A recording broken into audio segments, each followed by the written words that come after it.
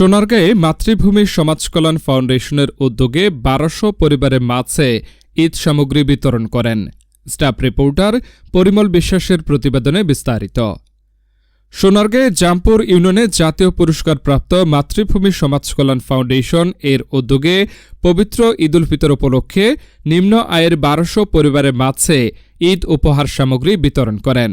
৩০ March রবিবার বিকেলে মহজ্জমপুর উচ্চ বিদ্যালয় মাঠে ঈদ উপহার সামগ্রী বিতরণ করা হয়। ঈদ উপহার সামগ্রীর মধ্যে ছিল শাড়ি, লুঙ্গি, সেমাই, চিনি, আলু, পেঁয়াজ ইত্যাদি।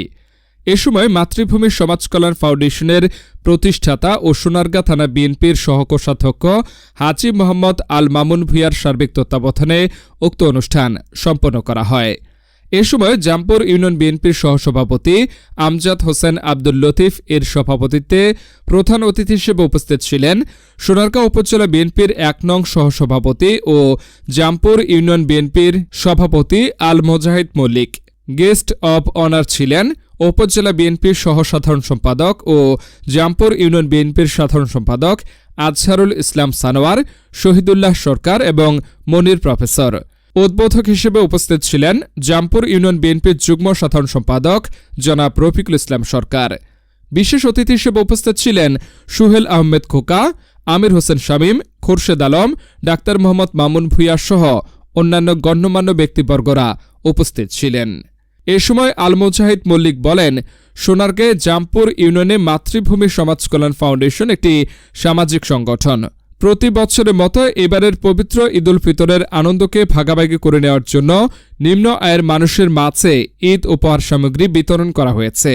এই সংগঠনটি সামনে আরও এগিয়ে যাবে বলে আশা করি এবং বিএনপির ভারপ্রাপ্ত চেয়ারম্যান তারেক রহমানের নির্দেশনায় সবসময় ঐক্যবদ্ধ হয়ে কাজ করে যাব ও দেশনেত্রী বেগম খালেদা জিয়ার সুস্থতা কামনা করি, সকলের নিকট দোয়া কামনা করি। মামুন তো সে অনেক আগে এইটা শুরু করছে, এই যাত্রা করতে যা তাকে অনেক কষ্ট করতে হয়েছে